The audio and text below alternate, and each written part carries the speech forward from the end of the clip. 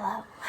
I don't think I vlogged very much today, so this might or might not be the first clip that you are seeing of us on whatever day this is. I have not been keeping track, but I'm going to go through tonight and edit some of the vlogs. So this, what you're seeing now, is real time. I haven't gone back through and actually looked at anything that's happened, which I think will be crazy. I think that will be very interesting to look at. But right now, I'll pop it over to you, Silly, because this kind of happened to you. Yeah. But last night there was a big shift. We got a call last night from my boyfriend, Brian, who is considered an essential staff who's still going and having to go to work, saying this news, meaning that he was likely exposed to COVID-19, meaning we have been in contact with Brian, which means that we are exposed to his exposure. Brian is showing no symptoms whatsoever. We're showing no symptoms whatsoever, but it doesn't mean that we don't have it, or it doesn't mean that Brian doesn't have it, and it doesn't mean that we do.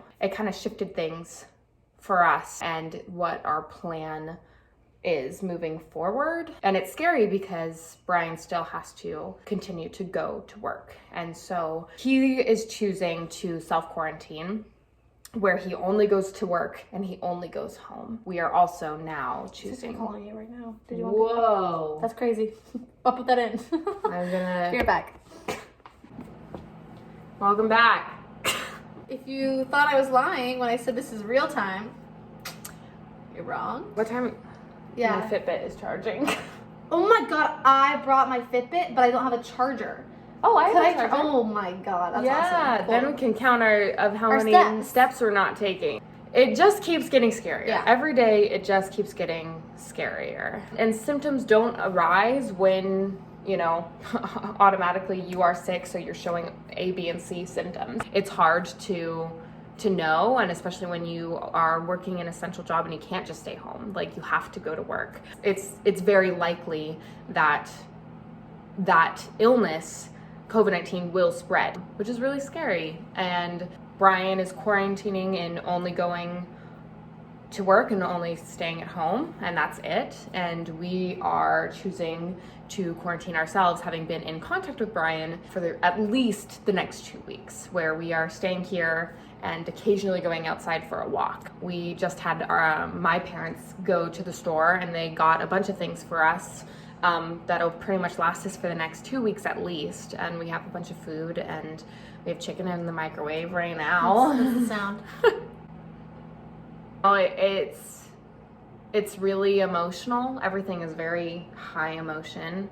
And very fluctuating very quickly. Yeah, and I just got off the phone with Brian and we're like, we're going to quarantine for 2 weeks and we'll reevaluate then, but it's likely that we could not see each other for 2 months. And so the goal is to do everything we can to minimize how long it's going to take. We talked to an old man today, 6 feet apart. Oh my God, I forgot! And this old man, chicken's done. We were just talking about how nobody has seen this. Like, the oldest of us have not experienced something like this before. We don't know how to maneuver it, neither do the people that usually teach us. Yeah. I'm grateful that we're making these, yes, because the only way you learn is, through history. Who knows if something like this will happen again? I know. Who knows if it will go away? At what point does a global pandemic subside enough for us to have gatherings of thousands and thousands of people again? Oof. But this old man. We were getting some stuff from my house. I have, if I haven't said before, I have moved in here with Cecilia and Duncan. Yeah, we'll give you a room tour. Room tour to come, yeah. That's another thing we gotta write down. Yeah. I moved in here because their roommate has moved out for good and gone back to their home state, so there is an extra room, and I am on the bottom floor of a bad neighborhood. With construction next door, so this was a much happier place for me to be quarantined. So I'm very happy and grateful to be here. We were over there getting a couple things from that house. As we were packing up the car, this old man drives by in his truck, and he rolls down his window and he starts talking to Silly, and so that's when I noticed. Yeah, he's asking you about. He's like, "Is PLU closed?" I'm like, "Yeah, we're all closed down." He's like, "Oh, I own the blue house or something like that next door." And oh my gosh! Yeah. Yes. Is he the landlord? Sorry. I think he is the landlord. Okay. Yeah. But he's like, I own the blue house over there. Like, is everybody gone? Like, are you guys online? I was like, well, we are online, and we are online for the rest of the school year. So the only things on campus that are still open are residence halls and like where we eat food. I mean, and luckily we live in an apartment, so we don't go to the community food area. But they were closed last weekend anyways. Yeah, I know. Crazy. And they're not allowing anyone to sit in there at all. It is grab food and go, and that's it. He was talking to us, and he started talking about, he's like, yeah, but my daughter and his wife. Yeah, my daughter and my wife are both teachers, so they're having to do online things. And he's like, none of us have ever done this before, so we don't know. And he was so sweet. And like, we both talked about how like the minute that he drove by, we were both kind of nervous. Yes. We're like, whoa, there's a person. And especially with everything going on, there's just anxiety ridden in everything, in every interaction. Mm-hmm. He was so kind, and he told us, he's like, have a good life. Yeah, and then he said, go Lutz. Yeah, and he drove away. I was like, that was the interaction I needed. And before we wouldn't, we would question it, right? But like it was midday, and an old man in his truck drove by, like, and it was a very kind interaction, and genuine. Yeah, very genuine. Small things to be grateful for. My voice teacher too, I was talking to her today.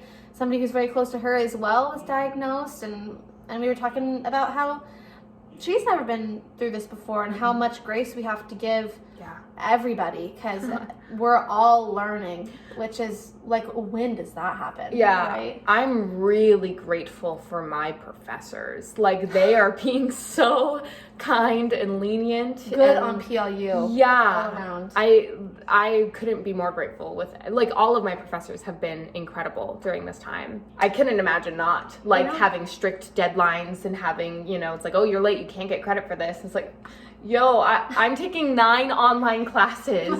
And we're on campus housing. Yeah. Like, if we go to Harvard, we'd be kicked out weeks ago. And for those of us who rely on this housing to survive, there is no other place to go. Yeah. Very grateful for PLU. They have been doing the best they can, and I'm very appreciative of it. Giving stipends back too to people that have meal plans and housing. They don't have to do that, and like, it probably is a large burden. So things got sad. Yeah, very suddenly.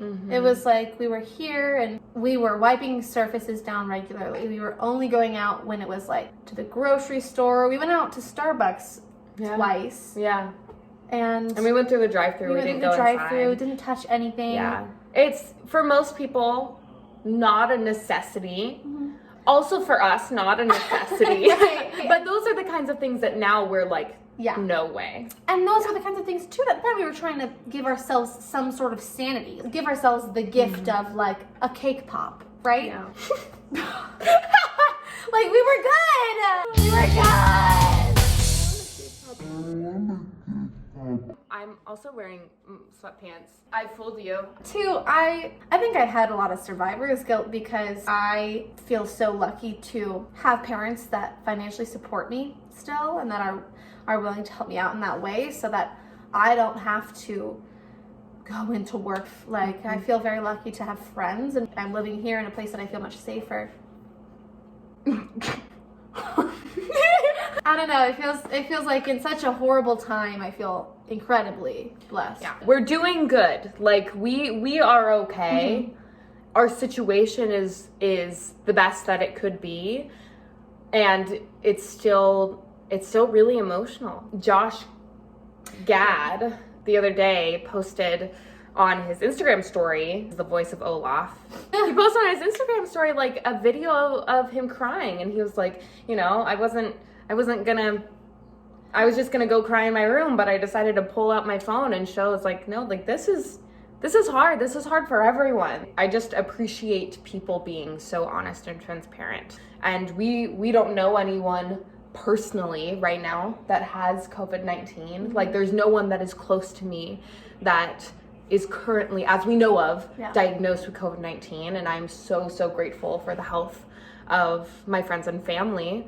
And it's likely that that will change. Having to like put yourself in that mindset and understand that that is a possibility. And so we're doing everything we can to lessen the curve. Yeah, part of the reason I'm staying here is because I have people in my home life say I am asymptomatic. I could infect them because I have it and I have no idea. You were privileged in being young in that way, and it's also like scary. Yeah. Yes, we're adults, but we're also like pre-adults, right? We're not really in the world yet. We're living in on-campus housing, like we're college students. We are not halfway. full-time performers that don't have a job right now. The arts is horrifying right now. This vlog, I don't want to be misconstrued as a ploy to get followers. Like I feel weird filming it. It felt weird to see Josh Gad crying on camera. Right. But I think it is so important to use the avenues that we have in the 21st century to relay information and to relay honest information, because so often it's not honest. Technology is holding the whole world together right now. You have two extroverts standing here. This is the living hell. This is bad. Absolutely hell. When we saw that old man who we didn't know, like seeing strangers is the best part of my damn day. We were like, hi. It's an introvert's world, I guess, if it can be anybody's world right now. We cleaned good. We cleaned the absolute heck out of this heckin' place.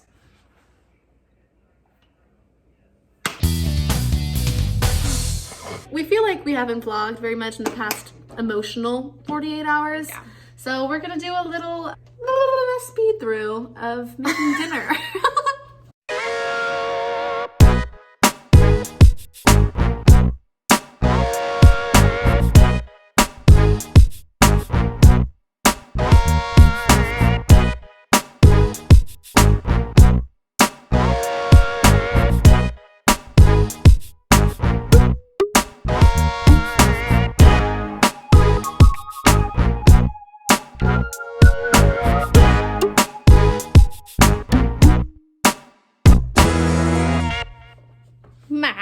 It's so good. Okay, no, I don't know a lot about cats. Stop that. Oh my god. We haven't really been saying good night and goodbye in a lot of the vlogs, but I feel like if there is one that needs it, it's this one. Good night. And goodbye.